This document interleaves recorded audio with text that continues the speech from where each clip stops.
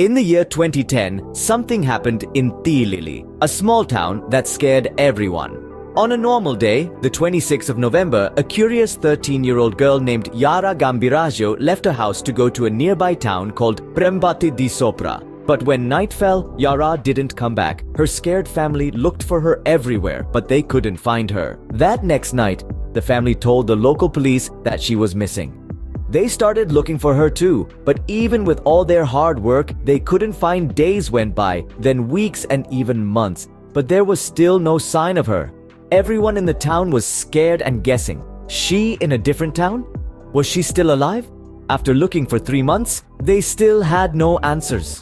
Then, after 3 months, the police got a scary phone call. A body was found in a field. The police quickly went there to find out what happened. No one nearby knew who the person was, so the police thought it could be a murder. The body had a lot of cuts and it was covered in blood. The person who died was Yara Gambiraggio. People were really shocked when they heard Yara was killed in a very bad way. But everyone was still asking, who killed Yara and for what reason? The police started to look into it, but it was a big job.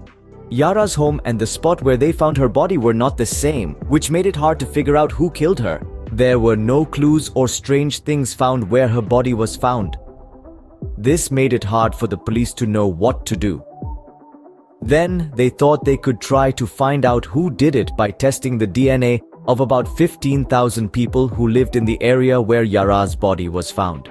In the end, they found a match.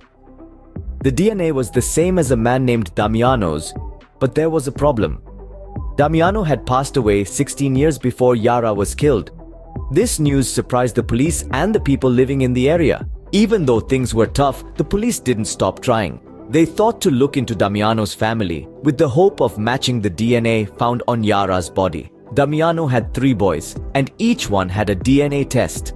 Sadly, none of their DNA was the same as the one found on Yara's body. Yara's murder is still a mystery. It's a sad event that upset a small town very much. People are still trying to find who killed Yara, and this is like a dark cloud over Tilili. Even though this is very sad, the people in the town are staying hopeful. They all want to find out who did this to Yara and make sure they are punished. There was a strange turn of events when everyone thought capturing Damiano's family would solve the case. The police were sure the killer was connected to Damiano, and so they looked into his family, friends, and his workplace. Everyone agreed that Damiano was not good with women, and some even suggested he had a secret wife and kids. Nobody knew about this family, so the police quickly went to search for them. Since Damiano worked as a bus driver, they asked people along his bus route if they knew anything. Almost 500 women were called in for questioning because of their connection with Damiano. For fear they wouldn't come if they knew it was a murder case, other reasons were given. 20 women said they knew Damiano. They all had a DNA test. The DNA of a woman named Esther Arzoufi matched that of Damiano. Esther was married and had 3 children, including twins. The twins' DNA was similar to Damiano's. When the police asked who was the real father of the twins, Esther didn't answer. The police said that Damiano was the father of the children.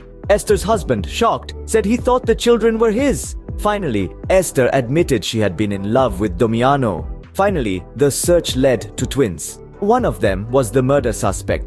After a lot of questioning, one of the twins, Massimo, was found to be the killer. He was arrested in June 2014 for a murder he committed in 2010 of a 13-year-old girl.